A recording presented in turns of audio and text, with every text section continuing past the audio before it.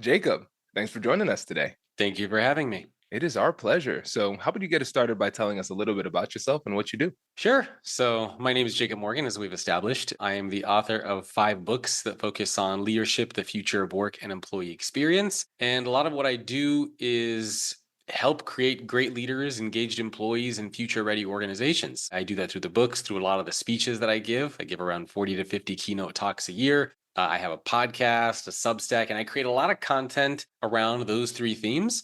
And that's where I spend all of my time. This is really exciting, Jacob, and I'm excited to chat with you, especially on the topic of vulnerability, which I know is the topic of your new book. So, before we get into it, can you give us a bit of an overview on your new book? And then we'll get into how vulnerability can play a role in negotiation. Sure. So the theme of the book is don't be vulnerable at work. It can actually hurt you far more than it can help you. And I know that sounds weird for a book called Leading with Vulnerability, but the big distinction that I make is that, especially in the workplace, when you're vulnerable, really what you're doing is you're exposing the gaps that you have: gap in intelligence, gap in experience, gap in emotion, gap in whatever it might be, competence. But you're basically telling everybody around you, here's what I can't do or don't know, or here's the area that I'm struggling with. Now, in your personal life, it's clear why something like that might make sense because it helps build trust and relationship and connections with friends, with family members, with your significant other. But at work, we have a different dynamic. You have a boss, you have customers, projects, deadlines, you're being paid a salary. And so if you just go to your boss and say, hey, I'm so sorry I messed this up, I'm so sorry I screwed up this project, which is vulnerable, your boss at the time is not just going to look at you and say, oh, gee, thank you for telling me. Your boss is going to say, well, I appreciate you coming and telling me that you made this mistake, but look, the customer is still not happy. The project is still not done. The deadlines are still not met, and the revenue goals have still not been achieved. So, in other words, what are you doing about it? And that's the distinction between just being vulnerable versus leading with vulnerability. Leading with vulnerability is not just exposing a gap that you have, but it's demonstrating what you're trying to do to close that gap. So, in the case of making a mistake, instead of just saying, I made a mistake, I'm sorry, you would say, I made a mistake, I'm sorry, but here's what I learned from that mistake that I made, and here's what I'm going to do to make sure that that mistake will never happen again. So you're adding the competence, the leadership piece to the vulnerability piece. We see this in our personal lives all the time, right? If somebody comes to you and says, hey, I want to lose weight, I want to stop smoking, I want to be a better negotiator, you're not just going to say, well, great, good for you. You're going to say, oh, what are you doing about it? How are you trying to be a better negotiator? How are you trying to lose weight? Like, what do you demonstrate what you're trying to do to close that gap? And that is a really, really important distinction between those two. I am so glad you wrote this book, Jacob. This is so necessary because we can all see the value of vulnerability, and it has become almost a buzzword in the employment space or just in general. And I think the problem is that a lot of times people will say that without having a full understanding of what that really means and then the implications of what vulnerability done wrong could do. And now, for those people who are listening and their red flags are coming up in their mind, they're saying, for the last 10, 15 years, all people have been telling me to do is be vulnerable. Can you speak to the skeptics out here who might say, I don't know, Jacob, I'm not quite sure? Well, yeah, don't be vulnerable. Again, that goes back to the point, right? Of I think for many years we've used vulnerability as a way to justify poor performance. So whenever we struggle with something, whenever we're not achieving our goals, we've been using vulnerability as a way to justify, to explain why we're not meeting our goals. And that's not really ownership. That's not really leadership. That is simply making excuses. And so, broadly speaking, we can talk about why is leading with vulnerability so important? Well, because it does 2 things. Number one, it acknowledges that you can improve and get better. And number two is it keeps you accountable for actually getting better. So when you think about it in the context of those 2 things, let's imagine a scenario where you work for an organization. Can any employee or any leader say, hey, you know what? I'm perfect the way I am. I don't need to get better. No. So vulnerability is relevant because everybody can get better at whatever it is that they're doing. You can be a better dad, you can be a better leader, you can be a better engineer, a negotiator, whatever it is. But if you don't acknowledge that you have that gap to begin with, then you're never going to work on trying to close that gap. You're just going to stay where you are. So the concept of leading with vulnerability is important because it keeps you growing and developing and becoming a better version of you. Now, again, it's not purely just the vulnerability piece because that's acknowledging that you can get better. But the leadership and the competence piece is what are you actually doing to get better? So it's kind of two steps. Yes, I can get better. And here's where, I have some areas and some gaps. And here's what I'm doing to close them. And again, who would want to work for anybody inside of an organization that doesn't acknowledge or take steps on either of those two things? It wouldn't make any sense. And you have to remember that let's say you're comfortable with where you are and you say, you know what, I'm good. I'm already a senior leader or mid-level leader. I am where I want to be in my career. I'm just going to stay where I am. Well, that might sound like a potential option, but you have to remember that the world around you changes. And so you are where you are and you might be content with that. But as the world around you changes, what's going to happen is by default, you're going to start to fall behind because you're staying stagnant, but the world around you keeps changing. And so if you stay where you are while something is changing, by default, you over year, you start to become a worse version of you, a less capable version of you, a less skilled version of you. So you have to update and upgrade yourself the same way that you do the software on your phone or on your computer. And think about it, whenever you update any software, it says bug fixes and improvements. So yeah, you too need to acknowledge that there are some bugs that you have, that there are some improvements that you can make and go out and make them and go out and fix those bugs. But I mean, imagine if you were using software on your phone or your computer, from a decade ago, from 15 years ago, it wouldn't be functional. It wouldn't be able to operate in the world that we're in now. And similarly, you wouldn't be able to operate or function if you stay where you are and the world around you changes. Jacob, what I love about this is the specificity with it, because we're recognizing that in the past, it was an incomplete understanding of vulnerability. And now this leads us to accountability, higher performance, which puts us in a position to improve as people and as professionals, and then also puts our organization in a position where it can grow as well, because the people and professionals are growing and taking accountability. I'm smiling because the timing of this is perfect. We have a relationship with LinkedIn. We have like 47 courses on LinkedIn Learning. 47. Yeah, 47. Damn.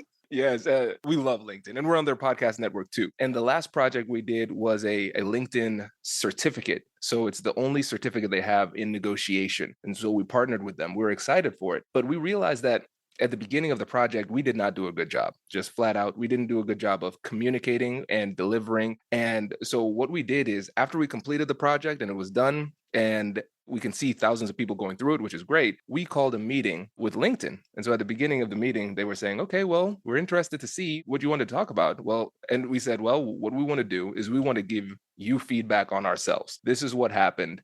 This is what the impact it had on you. We apologize for that. And these are the changes that we made on the interior to make sure that this won't happen again in the future. So we want to have this conversation to see if there's any other vulnerabilities that you see in us that we might not have seen. And let's talk through that. And they were blown away. They were really shocked. But again, we weren't just saying, hey, we made mistakes, please pity us. We're saying we see the mistakes and we have done these things to address those mistakes. And our goal is to keep on getting better. And so we can see how this strengthens the relationship and also improves confidence because we're taking accountability for performance and what we want to do different next time. Yeah, you have to be able to do that. Otherwise, what's the point? Acknowledging a mistake is, you want to have the psychological safety to be able to do that. That's one thing, but how you actually go about doing it is another thing. And again, not just talking about the mistake, but demonstrating what you are doing to fix the problem going forward is a huge piece of it. Absolutely. And now let's talk about some of the difficult conversations that we have at work, whether it's a transactional negotiation or just the tough conversations we have with colleagues on our team. When you think about the research and conversations that you've had with other leaders as it relates to vulnerability in the workplace, how does vulnerability or the lack of vulnerability impact negotiations?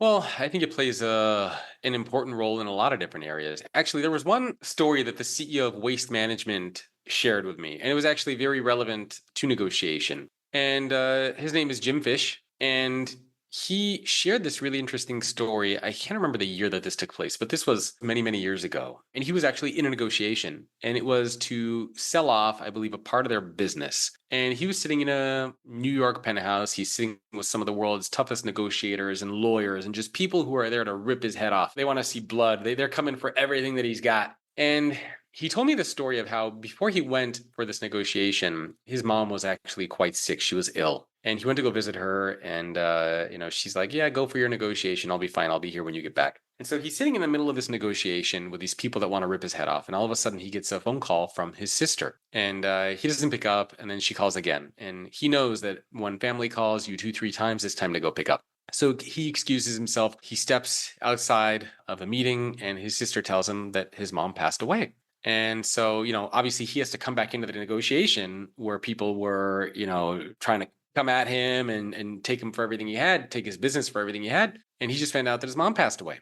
So he goes back into this negotiation, and everybody could tell that he's very upset. His eyes are watery, he's teary, and they're like, what happened? And he tells them what happened, and they offer to, pause the negotiations and reconvene at a later time. And he says, no, it's okay. Let's go ahead with it. And for the next 15, 20 minutes, everybody in that room spent time talking about their families, their parents, what they mean to them, what they learned from them. And a lot of people were offering their condolences, their empathy, and their sympathy for Jim Fish. And he told me this story because shortly after the negotiations completed, the person who was responsible for these negotiations, called up Jim, and he said, the fact that you were vulnerable, not in the sense that you were just sharing what happened, but the fact that you allowed other people to give you that sympathy, the fact that you absorbed it and acknowledged it and didn't push it off like you were kind of some stoic robot, the fact that you allowed people to give you their condolences and to connect with you on a human way, he said, really helped us get through these negotiations. And it's not to say that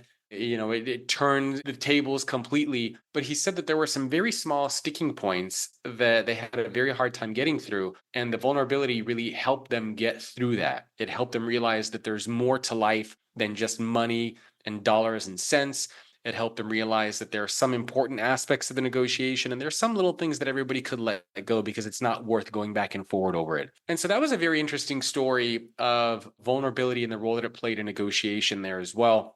But as far as having difficult conversations, we have difficult conversations all the time at work during negotiations. I mean, as somebody who speaks and who writes books and creates content, I'm constantly in negotiations, right? Somebody wants me to speak, and I have to get on the phone, and we have to have a conversation about speaking and go back and forth. And talking about money can be very, very uncomfortable. It can be a very, very vulnerable thing. So even in negotiation, regardless of what you're involved in, it's okay to show vulnerability, but to add a little bit of leadership to the top, right? So for example, you're negotiating and somebody asks you a question and maybe you don't know the answer to that question. It's one thing to just sit there and say, hey, that's a good question. I have no idea, right? And now really what you're showing is that maybe you shouldn't be a part of this negotiation because you clearly don't know the answer to the questions that you're being asked. However, instead of just saying, I don't know, you could say, you know what? That's a good question. Let me do a little bit of research on this. I have a couple of people that I can talk to. I have a couple ideas. Let me get back to you on that. That's very different than just saying, oh, I don't know. Good question. Thank you for asking me. So regardless of what you're talking about, whether it's negotiating a salary, whether it's negotiating selling a product or service or part of the business, you always need to ask yourself, how can you sprinkle in that little bit of leadership, that competence to the vulnerability? And similarly, if you're only focusing on the competence, it's important to have that little bit of vulnerability. So the two aspects here are competence and connection, demonstrating that you're good at what it is that you do and being able to connect with people. And this is relevant, I think, in all aspects of our lives, in all jobs, in all roles, and all seniority levels. You got to be able to connect with people and demonstrate that you're good at whatever it is that you're doing. This is so good. And Jacob, now you have me thinking philosophically. We're thinking about the power of words. And this is just riffing. If I am completely off on this, feel free to, let me know. And I'm wondering if it's the semantics that give people so many problems with the word vulnerability. Because when we think about vulnerability in other aspects, we can say, like in war, there's a vulnerability. That's the thing that the opposition wants to exploit in order to destroy you. And when we think about putting ourselves in vulnerable positions, we recognize that another person could potentially attack and then put us in a bad position. But what I'm hearing, though, is that there's no problem with being transparent and sharing information, but being mindful of doing so in a way that doesn't put us in a poor position or make it seem as though our competence is in question. Tell me if I'm kind of getting to where we're going here. Hello, my friends. Before we get back to today's episode, I want to ask you a question. Have you ever wondered how to elevate your team's negotiation game and how you can help the folks on your team have better, difficult conversations? At the American Negotiation Institute, we offer transformative keynotes and workshops tailored to empower professionals with top-tier negotiation and conflict resolution skills. Whether it's a keynote for your next event or hands-on training for your team, we've got you covered. Don't just negotiate. Master the art with the American Negotiation Institute. Click the link in the description to find out more. Elevate, negotiate, and succeed.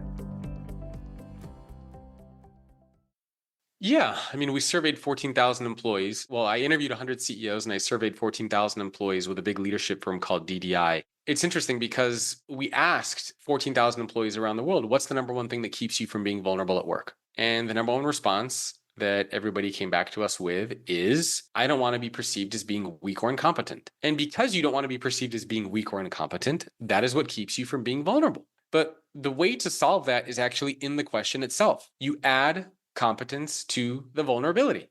And so, again, let's say you're a first-time leader, right? This is another very classic example that we see. You're a first-time leader, you just got promoted, and you're supposed to go do a little bit of an all hands meeting to your new team. And one of the things that first time leaders usually do is they say, oh, thanks. I'm so excited to be a first time leader here. I've never done this before. I'm a little bit nervous, but I'm so excited to be leading this team and we're going to make an awesome impact and blah, blah, blah, blah, blah. Go team. Now on the surface, it doesn't sound like a terrible message. However, what would turn that into a situation of leading with vulnerability would be you start off similarly. Hey, I'm a first-time leader. I'm a little nervous. I know I've never done this before, but here's what I'm going to do to make sure that I'm the best leader that you've ever had.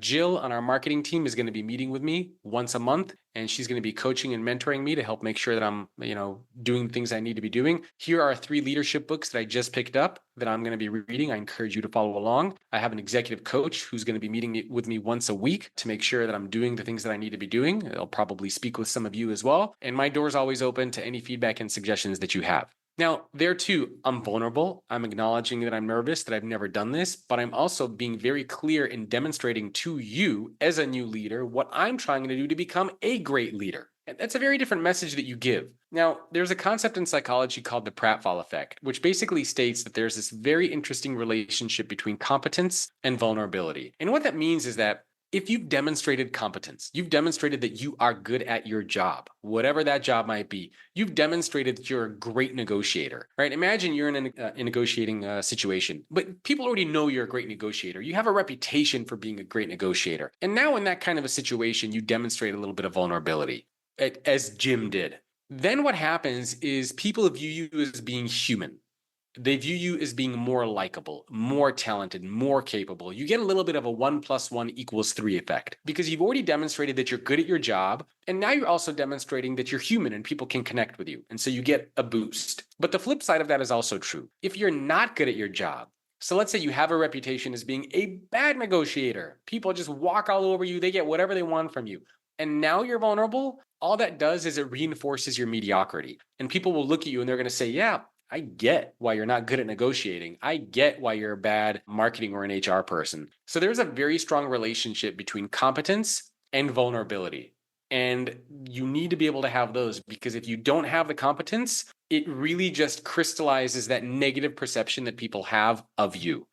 Incredible. Yeah, this answers so many questions because this is something that I hear from negotiators all the time. They say, if they ask me a question that I don't know the answer to, I'm afraid to let them know. If I need a break, if I'm getting a little bit too heated, how do I ask for a break? I'm afraid of looking weak. That was the thing. It was in negotiations, it's not just the fear of looking or feeling incompetent, it's also the fear of looking weak. And with this, what you've done is you've given us a formula that allows us to really operationalize this transparency in a powerful way so we can create connections with the other person while still being transparent and holding ourselves accountable for higher performance. Because when you see really confident negotiators, they're not afraid to share information, but they have done their research to understand what they can share and what they can't share. And if they share it, how to couple it with other information so it doesn't come out as a vulnerability that could be exploited by the other side. Yeah, but here's the thing. Vulnerability will be used against you, right? It's there's nothing you can do about that. So here's what I can promise you. Vulnerability will be used against you at some point in your career, but not nearly as often as you think. And it's similarly like, at some point you're going to ask somebody out on a date and you'll be turned no. told no. At some point, you're going to ask for a promotion, you'll be told no. At some point, you're going to ask for a raise and you'll be told no. At some point, insert whatever here, you will be told no, or you can't, or you shouldn't, or you're not good enough, or you're not capable enough. That's just the nature of life. Does that mean you're never going to do those things again? No. And I have lots of stories in the book of CEOs who had vulnerability used against them in some capacity, where maybe they were let go from a role, or somebody backstabbed them, or somebody tried to demean them or make fun of them or put them in uncomfortable situations. And at that point, all these leaders have to decide, like, because I was vulnerable and I had this bad experience, does that mean I'm never going to be vulnerable again? Or does that mean that I'm going to learn from the situation, from the experience? Am I going to learn about myself and about the other person and get better so that going forward, I will be more adept and more skilled at how I approach vulnerability in the right way? So yeah, there's no way to, in fact, I did a poll on LinkedIn. I don't know, this was a couple of months ago, and I think around 1,000 or so people responded, and over 80% of them said that vulnerability was used against them at some point during their careers. So it'll happen. But that's okay. It won't happen nearly as often as you think. I think that's a powerful message because a lot of times what ends up happening is somebody has one bad experience doing something and then that looms large in their head. And because of negativity bias, they focus on that and then they forget all of the other bright spots that have occurred throughout their life. So I think that's a really important message to hammer home. Listen, this vulnerability will be leveraged against you, but not as frequently as you think just because of that negativity bias. Totally. Yeah, that's exactly the case. And you have a choice. Like I said, when it doesn't go the right way, you have a choice. Are you going to use this as a reason for why you should never do it again? Or are you going to turn it into a learning moment? And the most successful CEOs turn it into learning moments.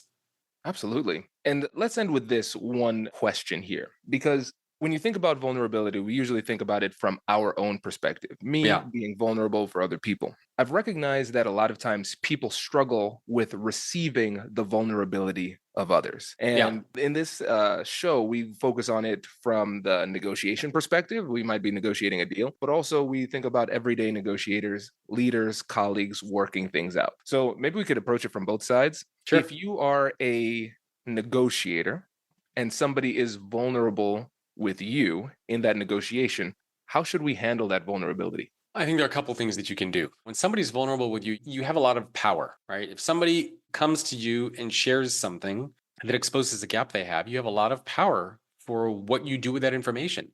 You could destroy them with it, right? You could say, "Ha, I can't believe it," blah, blah. Like, you could do some really terrible things with that information. Or you could do some very positive things with that information. So, for example, when you're vulnerable with somebody, you get a lot of very negative physiological responses. All right. And this was very consistent with all the leaders that I interviewed. When you're in a position of vulnerability, you feel weird. Feel like you have butterflies in your stomach, your heart starts beating, your palms might get sweaty. One CEO told me that his voice starts to shake because he's so uncomfortable with it. Another CEO shared that he used to get panic attacks in moments of vulnerability. So you feel very uncomfortable. So when you're vulnerable with somebody else, that other person has the opportunity to either tap into those negative feelings and just kind of like twist the knife and make you feel worse and worse and worse, or that other person has the opportunity to quickly turn those negative feelings around and turn them into something positive. So for example, if we're in a negotiating, in a serious negotiation, and you share something with me that is vulnerable, I could then come back to you and say, "Hey, you know what? It's all good, man. That's happened to me as well. I know exactly how you feel. Don't worry about it." Or I could say, "Wow, I cannot believe you shared that with me. I'm going to destroy you now with that information." Right? So if I tell you, "Hey, it's all good. You got this. Don't worry about it. It's not a big deal." All those negative feelings that you had now quickly turn into positive because you were dreading this moment. And now you're kind of like, like it's all good, right? I mean, I don't feel bad about it. Even somebody was sharing a moment where one CEO was giving a talk on a stage, and the CEO was freaking out because a lot of his mentors, other CEOs from other companies, were sitting in the front row. And these were like tech executives and, billionaires. And he had to give this speech to a big room of people. And he was freaking out about it. And he looked to the front row. And in the front row, he saw a lot of his mentors in there. They were like, "You got this." Like they were just mouthing it. They were like smiling at him. They were like clapping, like really trying to pump him up. And in that moment, his negative feelings turned into positive feelings because he saw that he had that support of his mentors and of his coaches. So when somebody's vulnerable with you, again, it depends on the context of the person. Obviously, you don't want to be vulnerable with somebody who doesn't have your best interest in mind.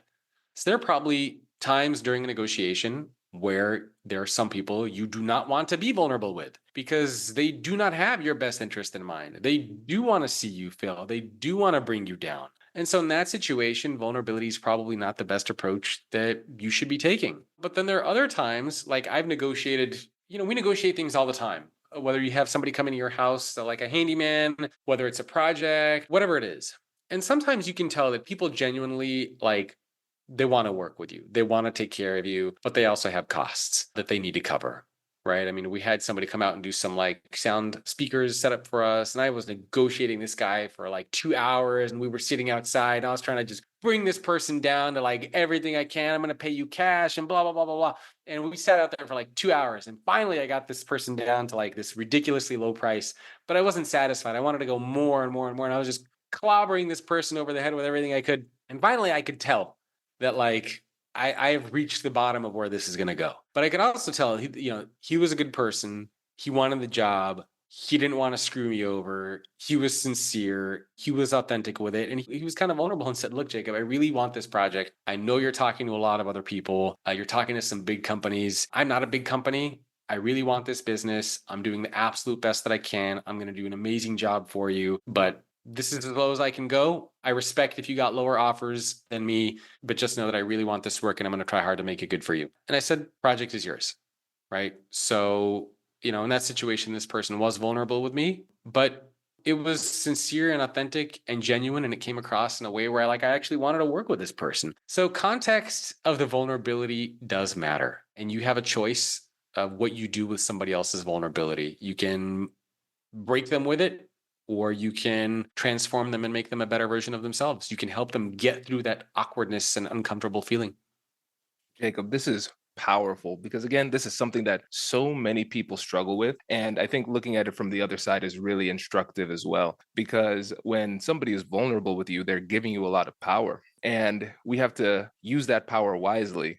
With great power comes great responsibility. And it's really interesting to think about it because for me, yes, I'm the CEO of A&I, so I negotiate these business deals. But for me, I was a lawyer first. And so there are certain times where I can't be vulnerable. Hey, that's liability. You better not ever tell them what you just told me, right? And you have to understand what those lines are. And again, that litmus test of, does this person have my best interest in mind, is a great way to make this determination and understand when we could use vulnerability strategically in that situation. And then if we are on the side that's receiving the vulnerability, thinking about what kind of relationship you want going forward. Because I know in these negotiations, if I take that vulnerability and break that trust and take advantage of it, I put myself in a position where they're not going to be vulnerable again. And I make all subsequent interactions and negotiations with this person so much more difficult. But if I can receive that vulnerability and be fair while still advocating for my own needs at the same time, I put myself in a position for them to be more amenable to me in the future, because now we can work together. We're going to feel more comfortable sharing information and we could work together to fix these situations collaboratively. So I really love that range.